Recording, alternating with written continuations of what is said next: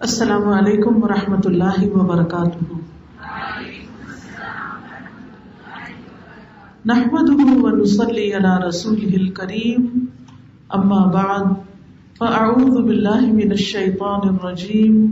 بسم اللہ الرحمن الرحیم، رب اشرح لی صدری ویسر لی امری واحلل عقدۃ من لسانی یفقہوا قولی۔ ہماری آج کی گفتگو کا موضوع ہے تربیت اولاد۔ انسان کو ملنے والی بے شمار ان گنت نعمتوں میں سے ایک نعمت اولاد کی نعمت ہے۔ یہ اللہ سبحانہ تعالیٰ کا بہت بڑا فضل اور رحمت ہے کہ اس نے نسل انسانی کو بڑھانے کا یہ طریقہ بنایا جس سے ہم چھوٹے چھوٹے بچوں کو پیدا کرنے کے بعد پالنا شروع کرتے ہیں اور پھر انہیں زندگی کے ہر موڑ پر خوشحال دیکھنا چاہتے ہیں اور ان کو کامیاب دیکھ کر ہماری آنکھیں ٹھنڈی ہوتی رہتی ہیں۔ قرآن مجید میں اولاد کے ملنے کو خوشخبری بھی قرار دیا گیا۔ حضرت زکریا علیہ السلام کو جب بہت عرصے تک اولاد نہیں ہوئی تھی تو جب انہیں اولاد کی خوشخبری ملی تو قرآن مجید میں آتا ہے سورۃ مریم میں، یا زکریا انا نبشرک بغلام اسمہ یحییٰ، اے زکریا ہم آپ کو ایسے لڑکے کی خوشخبری دیتے ہیں جس کا نام یحییٰ ہوگا، یعنی بچے کی پیدائش ایک خوشخبری ہے۔ اسی طرح ابراہیم علیہ السلام کو جب بچے کی پیدائش کی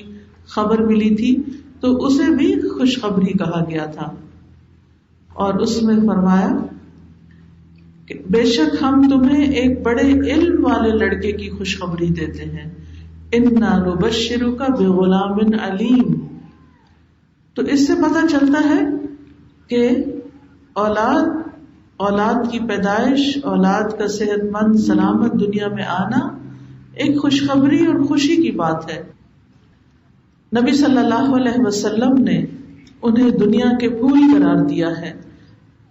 حضرت حسن اور حسین کو آپ فرمایا کرتے تھے، یہ دونوں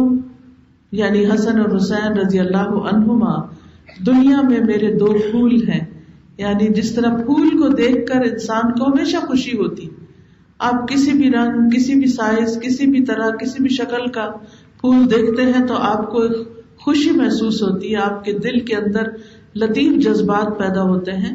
اسی طرح اولاد کو دیکھ کر، اولاد کے جس بھی طرح ہو اسے دیکھ کر انسان کے اندر ایک خصوصاً ماؤں کے اندر ایک ممتا جاگتی ہے اور ایک خوشی سی محسوس ہوتی ہے۔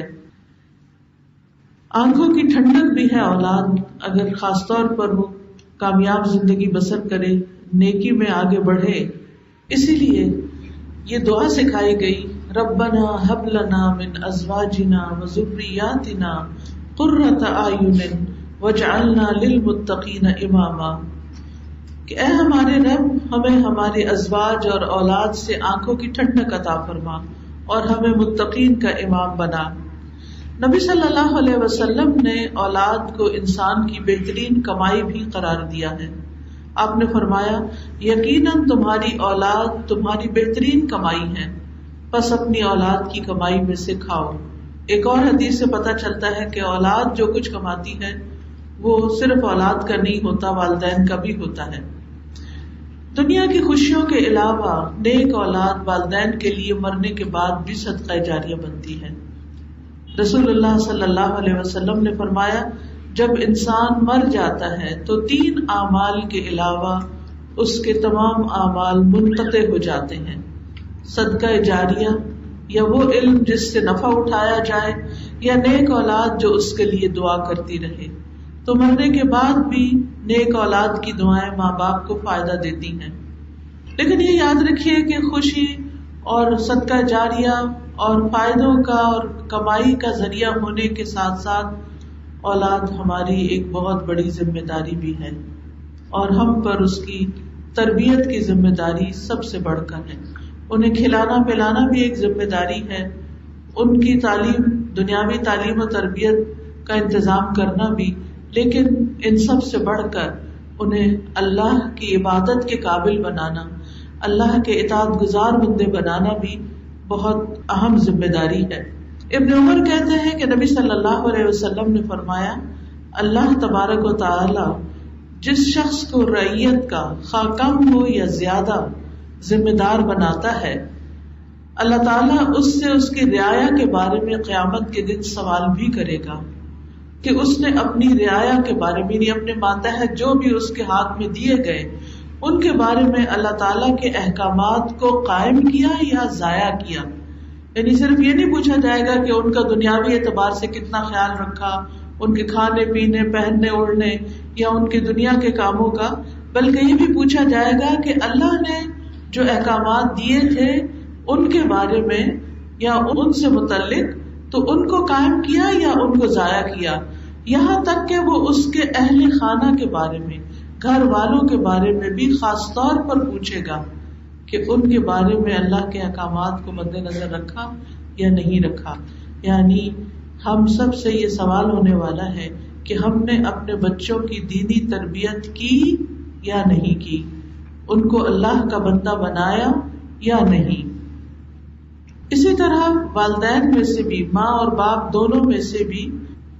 زیادہ ذمہ داری اولاد کے معاملے میں عورت کی ہے, ماں کی ہے, کیونکہ بچہ ماں کے ساتھ زیادہ وقت گزارتا ہے. عبداللہ رضی اللہ عنہ سے روایت صحیح بخاری کی ہے کہ رسول اللہ صلی اللہ علیہ وسلم نے فرمایا تم میں سے ہر شخص نگران ہے اور اس سے اس کی رعایا کے بارے میں پوچھا جانے والا ہے.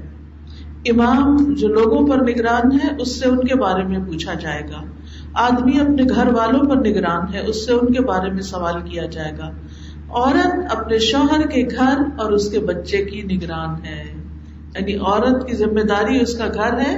اور اس کے بچے ہیں, اس سے ان کے بارے میں سوال کیا جائے گا. اور سوال کیا ہوگا کہ وہاں پر دین کتنا تھا اور ان امانتوں کی حفاظت کتنی کی. تربیت اولاد کے سلسلے میں یہ یاد رہے, یعنی ایک خاندان اگر ہم اسلامی خاندان پروان چڑھانا چاہتے ہیں یا اللہ سبحانہ و تعالیٰ کے سامنے سرخرو ہونا چاہتے ہیں تو پھر اس کے لیے انسان کو ایک پلاننگ کرنی پڑتی ہے, اس کے لیے سوچنا پڑتا ہے. تو آئیے دیکھتے ہیں کہ کیا چیزیں ہمارے مد نظر ہونی چاہیے تاکہ ہم اپنی اس ذمہ داری کو صحیح طور پر ادا کر سکیں. سب سے پہلی بات تو یہ ہے کہ آئندہ نسلوں کی تعلیم و تربیت اور خصوصاً دینی تعلیم و تربیت کے لیے جو شادی کی بنیاد ہے وہ درست ہونی چاہیے. کیونکہ جب ایک رشتہ کرتے وقت ہم دین کو بنیاد بناتے ہیں تو پھر آئندہ ایک گھرانے کو دین کی بنیادوں پر اٹھانا آسان ہو جاتا ہے. اس کے لیے حضرت عائشہ سے روایت ہے نبی صلی اللہ علیہ وسلم نے فرمایا اپنے نطفوں کے لیے انتخاب کرو, یعنی اچھی عورتوں کا انتخاب کرو.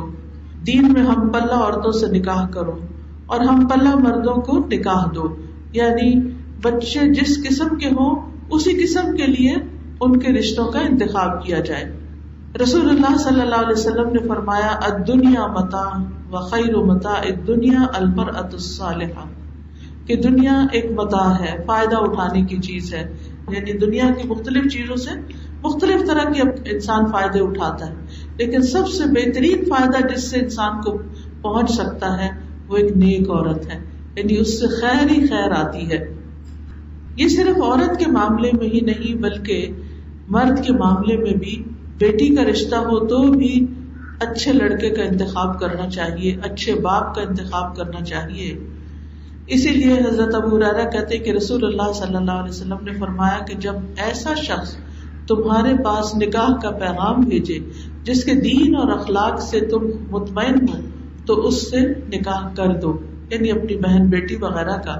اگر ایسا نہیں کرو گے تو زمین میں فتنہ اور زبردست فساد پیدا ہوگا. تو اس سے یہ پتہ چلتا ہے کہ اگر انسان چاہتا ہے کہ وہ اسلامی گھرانے کو وجود میں لائے تو اس کی تیاری شادی سے ہوگی. یعنی اگر ایک لڑکی یہ چاہتی ہے کہ وہ آئندہ اس کے جو بچے پیدا ہوں وہ نیک ہوں صالح ہوں تو اس کے لیے نیک لڑکے کا انتخاب کرنا ہوگا, اور وائس ورثہ لڑکا اگر یہ چاہتا ہے کہ اس کا گھرانہ ایک اسلامی گھرانہ ہو تو اس کو بنانے کے لیے اس کو ایک نیک بیوی چاہیے. پھر آپ دیکھیے کہ جب شادی ہو جاتی ہے تو شادی کے آغاز سے ہی ہمارے دین میں آپس میں ایک دوسرے کے ساتھ حسن سلوک، مردوں کی کچھ ذمہ داریاں بتائی گئی، کچھ یعنی شوہر کی، کچھ بیوی کی ذمہ داریاں بتائی گئی، اور دونوں کو ایک دوسرے کے ساتھ حسن سلوک کی تلقین کی گئی تاکہ ایک اچھے گھرانے میں اچھی نسل پروان چڑھ سکے۔ اولاد کی تربیت کے لیے جو سب سے اہم اور بنیادی بات ہے وہ ہے ماں باپ کا خود نیک ہونا۔ جب تک ہم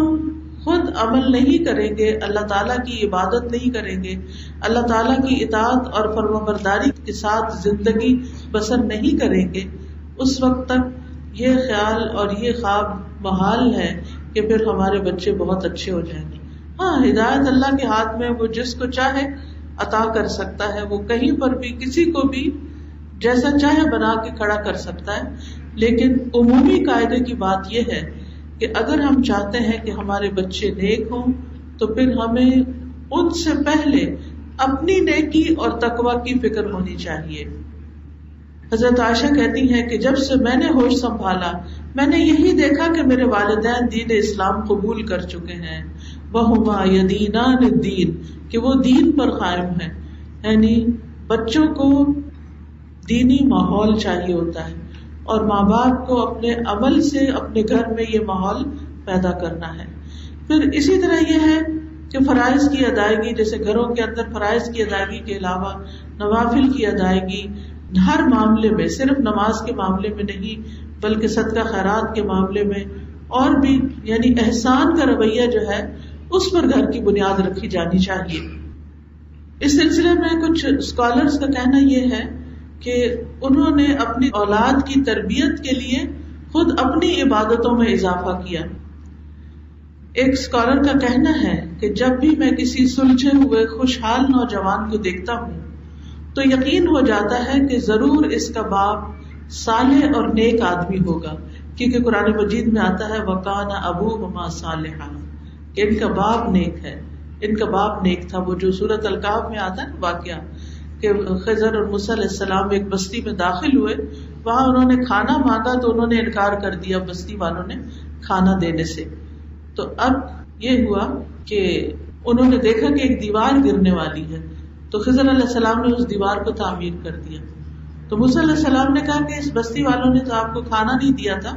تو آپ نے ان کی دیوار کیوں بنا دی؟ تو کہنے لگے کہ اس دیوار کے نیچے 2 یتیم بچوں کا خزانہ دفن تھا، اگر دیوار گر جاتی تو وہ خزانہ چرا لیا جاتا۔ افاراد ربک ان یبلغا، تمہارے رب نے چاہا کہ یہ بالغ ہو جائیں، بڑے ہو جائیں،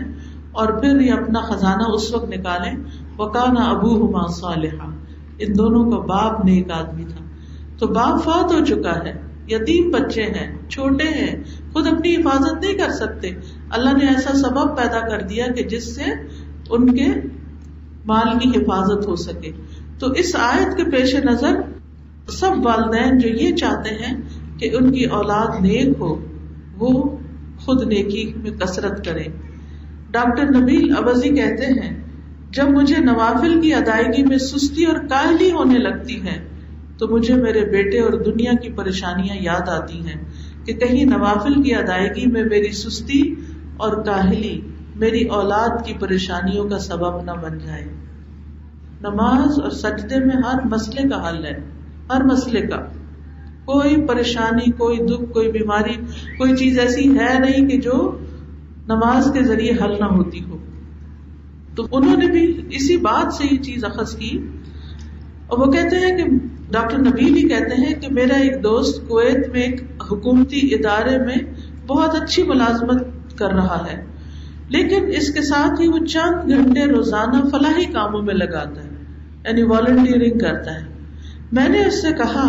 کہ تم اپنے کام میں زیادہ دلچسپی لو تو شاید تمہارا اسٹیٹس اور بڑھ جائے، تمہاری جاب اور اچھی ہو جائے۔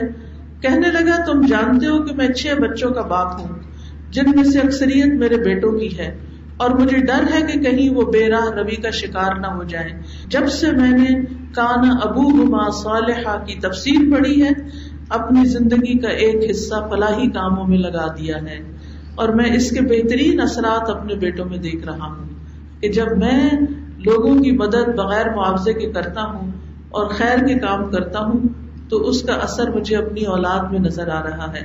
کیا آپ چاہتے ہیں کہ آپ کی اولاد نیک، صالح اور آپ کی فرما بردار ہو؟ تو پھر اس کے لیے وہ یہ مشورہ دیتے ہیں کہ اپنی اولاد کو نیک بنانے کے لیے اپنی زندگی کا ایک حصہ فلاحی کاموں میں، لوگوں کی ویلفیئر کے کاموں میں لگا دیجیے، کیونکہ ارشاد نبوی صلی اللہ علیہ وسلم ہے کہ اللہ اس بندے کی مدد میں لگا رہتا ہے جب تک بندہ اپنے بھائی کی مدد میں لگا رہتا ہے. یعنی آپ دوسروں کے کام آئیں تو اللہ سبحانہ و تعالیٰ آپ کے کام بنا دے گا. اگر آپ چاہتے ہیں، ہمارے ایک استاد تھے ڈاکٹر نور الحسن، ہی پنجاب یونیورسٹی میں تفسیر کے استاد تھے، تو وہ کہا کرتے تھے کہ میں ان خواتین کو جو آ کے مجھ سے یہ مشورہ کرتی ہیں یا پوچھتی ہیں یا کہتی ہیں دعا کریں یا کوئی ہمیں وظیفہ بتائیں کہ ہمارا بچہ صحیح کھانا کھانے لگے، تو میں ان کو کہتا ہوں کہ تم غریب کے بچے کو کھلانا شروع کرو، تمہارا بچہ خود ہی کھانے لگے گا. کیونکہ ہم ہر چیز اپنے ہی بچوں کے منہ میں ٹھوسنا چاہتے ہیں کہ یہی سب کچھ کھا لیں، کیونکہ ہم چاہتے ہیں کہ سب سے زیادہ ہم اپنے ہی بچوں کو سب کچھ لے دیں، چاہے ہمارے بہن بھائیوں کے بچے جو ہیں وہ غریب ہوں، کمزور ہوں، بیمار ہوں. تو اس میں آپ دیکھیے کہ ہم کیا چاہتے ہیں کہ ہم اپنے ہی بچوں کو سب کچھ کھلاتے پلاتے رہیں اور اپنے ہی بچوں کو دنیا بھر کے کھلونے اور ساری دنیا جہان کی رونقیں ان کے قدموں میں ڈھیر کر دیں. اس کے باوجود آپ دیکھیں گے کہ ان کے منہ سیدھے نہیں ہوتے، سیدھے منہ بات کرنا پسند نہیں کرتے، بدتمیزی اور بد اخلاقی برت رہے ہوتے ہیں اپنے ہی ماں باپ کے ساتھ. یہی ماں باپ اگر ان کو ضرورت کا دیں اور باقی اپنے ہی غریب بہن بھائیوں، رشتے داروں، آس پاس کے لوگوں اور یہ جو کچی بستیوں میں رہنے والے بے سہارا بچے ہیں یا تعلیم سے محروم بچے ہیں، ان کو سکھائیں، پڑھائیں، ان کی ضروریات پوری کریں. جب میں کسی غریب بچے کو دیکھتی ہوں کہ اس کو دودھ میسر نہیں تو میرا دل کٹ کے رہ جاتا ہے کہ ان کے لیے کیا کریں، کہاں سے ان کے لیے یہ سب کچھ فراہم کریں.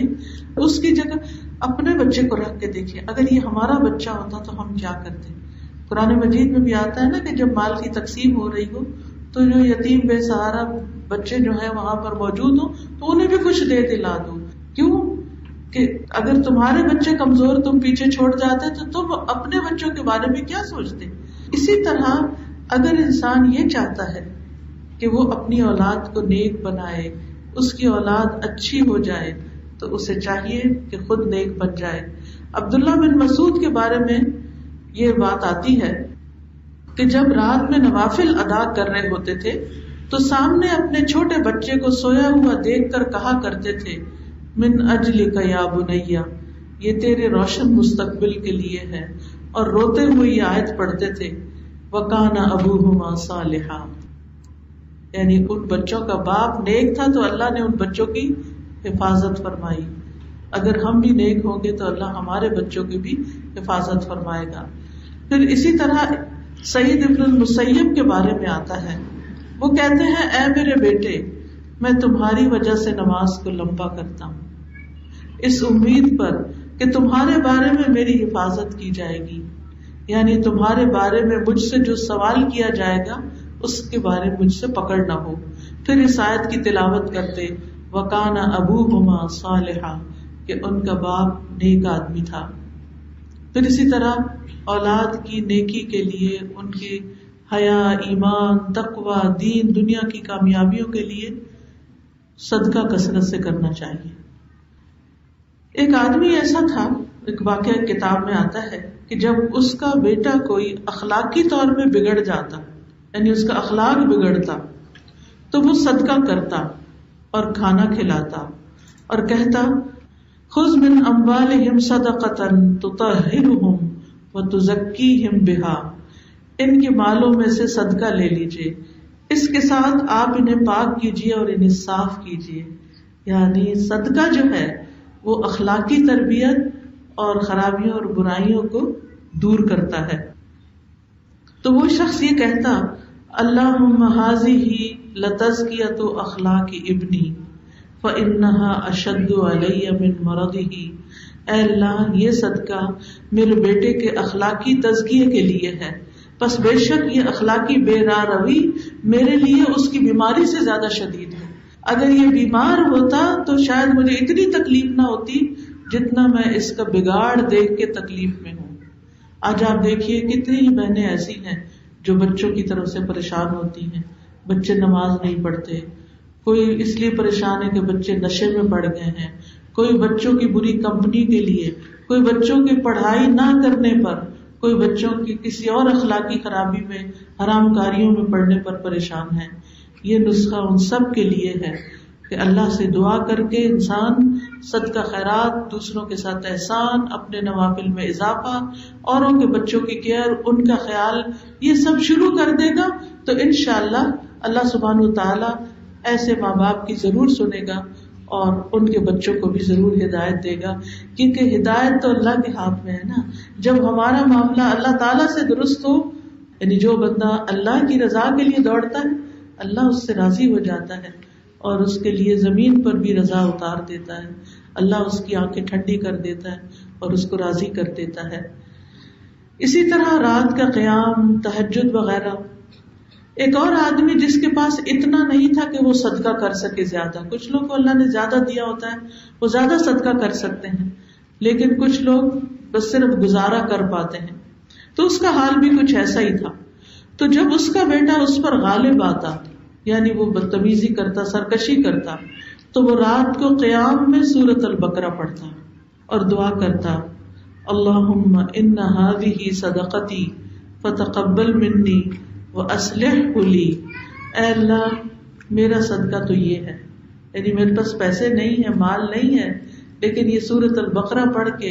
میں تجھ سے دعا کرتا ہوں تو اسے مجھ سے قبول کر لے اور میرے اس بیٹے کی اصلاح کر دے.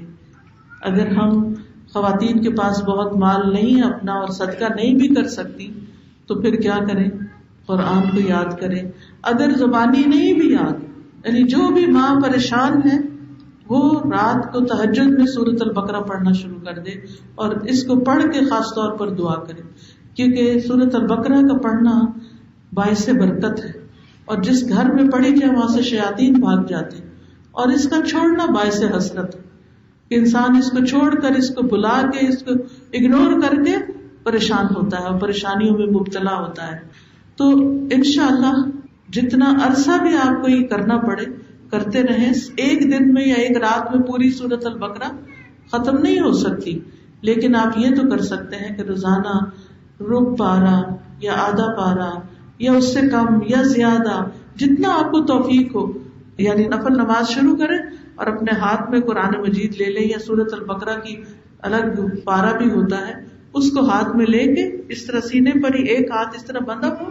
اور ایک ہاتھ سے اس کو دیکھ کر اس میں سے پڑھ کے جب رکوع وغیرہ پہ جانا ہو تو پاس رکھے ٹیبل پر اس کو رکھ دیں اور پھر اپنی نماز پوری کریں. تو آپ دیکھیں گے کہ اللہ تعالیٰ ضرور آپ کی دعائیں سنے گا. تو بنیادی طور پر یہاں کانسیپٹ یہ ہے کہ اولاد کی تربیت اور اولاد کی اصلاح کی نیت سے خاص عبادت کرنا، خاص صدقہ خیرات کرنا. کیونکہ اگر ہماری ساری کوششیں ناکام ہو گئی ہیں ان کی تربیت کی تو بھی آپ دیکھیے کہ اللہ کے کلام پہ کوئی غالب نہیں آ سکتا، اس کا ضرور فائدہ ہوگا. پھر اسی طرح یہ ہے کہ جو اللہ کا تقویٰ ہے، یعنی اللہ کا تقویٰ ہر معاملے میں، چاہے وہ گھر والوں سے سلوک ہو، مثلا ایک شوہر ہے تو اپنی بیوی کے ساتھ معاملہ کرتے ہوئے اللہ سے ڈرے، بیوی ہے تو شوہر کے حقوق ادا کرتے ہوئے اللہ کا حکم سامنے رکھے اور اللہ سے ڈرے. اسی طرح رشتہ داروں کے حقوق دے، والدین کے ساتھ اس نے سلوک کرے. یہ بھی ایک بہت ہی زبردست نسخہ ہے کہ اگر اولاد ستائے تو ماں باپ کے ساتھ اس نے سلوک کیا جائے. اولاد کی طرف سے کوئی غم فکر پریشانی دل میں آئے تو فوراً ماں باپ کی طرف سے صدقہ کر دیا جائے، خصوصاً اگر وہ فوت ہو چکے ہوں. ایک تو یہ کہ زندہ ہو، ان کی ملاقات کو انسان چلا جائے، ان کی خدمت کرے، جسمانی خدمت کے اگر قابل ہیں، اور اگر نہیں فوت ہو چکے ہیں تو ان کی طرف سے صدقہ خیرات جو بھی اللہ تعالیٰ توفیق دے ان کو ثواب پہنچانے کے لیے، ان کے درجے بڑھانے کے لیے، ان کو خوش کرنے کے لیے ایسا کرے. تو یاد رکھیے کہ جو اللہ کا تقویٰ ہے یہ ایک بہت بڑی چیز ہے کہ جس کی وجہ سے انسان کے احوال درست ہوتے ہیں. وَمَن يَتَّقِ اللَّهَ يَجْعَل لَّهُ مِنْ أَمْرِهِ يُسْرًا، کہ جو اللہ کا تقویٰ اختیار کرے گا اللہ تعالیٰ اس کے کاموں میں آسانی پیدا کر دے گا، اس کے لیے ہر مشکل سے نکلنے کا راستہ بنا دے گا۔ اور تقویٰ کیا ہے؟ صرف اللہ سے ڈر کے معاملہ درست رکھنا، یعنی کسی کے دباؤ میں نہیں، کسی کے خوف سے نہیں، کسی کے کہنے پہ نہیں، بس اللہ کے کہنے پر انسان اپنی حالت کو درست رکھے، یعنی اپنا معاملہ درست رکھے، ظاہر میں بھی اور باطن میں بھی۔ اب مثلاً کہیں جاب کرتا ہے تو اللہ کا تقویٰ کیا کہتا ہے کہ اپنے ذمہ داری کو پورا کیا جائے، اپنے آورز کو پورا کیا جائے، کام کو دل و جان لگا کر پورا کیا جائے۔ پھر اگر کہیں کاروبار کرتا ہے تو اس میں دھوکہ نہ دیا جائے، غلط چیزیں نہ بیچی جائیں۔